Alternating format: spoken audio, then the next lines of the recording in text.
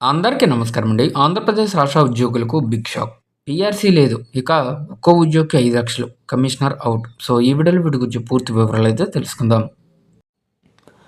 Commissioner out, PRC లేదు, ఉద్యోగులకు వెన్నుపోటు అని చెప్పేసి ఒక ఇంపార్టెంట్ అప్డేట్ అయితే రావడం జరిగింది.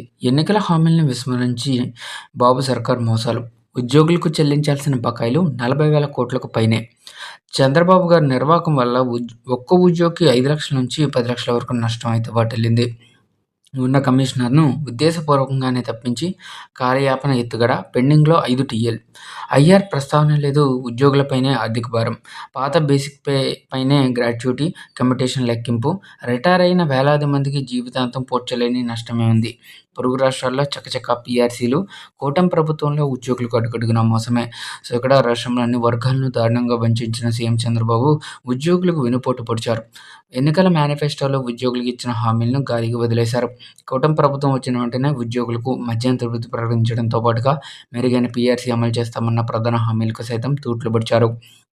పీఆర్సీ ప్రకటించకపోగా ఉన్న కమిషనర్‌ని బలవంతంగా తొలగించి పీఆర్సీని ఎగ్గొట్టేందుకు సన్నద్ధమయ్యారని ఉద్యోగ వర్గాల్లో తీవ్ర ఆగ్రహం వ్యక్తం చేస్తున్నారు. ఇక అధికారంలోకి రాగానే ఉద్యోగుల సమస్యలు చిటికలో పరిష్కరిస్తామని నమ్మబలికి ఇప్పుడు మోసం చేశారని మండిపడుతున్నారు. పీఆర్సీ అమలు చేయడం, పెండింగ్ డీఏలు, ఐఆర్, సీపీఎస్ రద్దు లాంటి హామీలు నీటి మూటలుగానే మిగిలిపోయాయని రగిలిపోతున్నారు.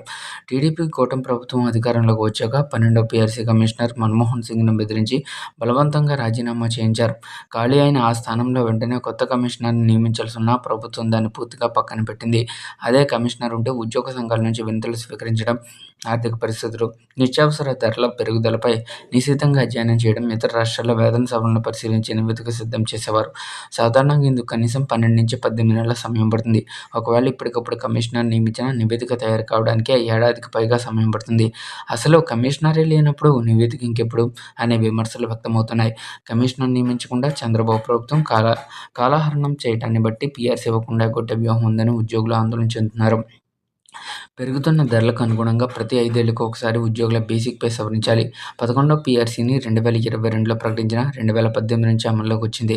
ఇప్పుడు కూడా అలాగే పీఆర్సీ ప్రకటన తేదీ కంటే 4 ఏళ్ల ముందు నుంచి అమలు తేదీ ఉంటుంది. కానీ ఇంతవరకు కమిషనరే లేకపోవడంతో అసలు పీఆర్సీ ఉంటుందో లేదోనని ఉద్యోగులు మదనపడుతున్నారు.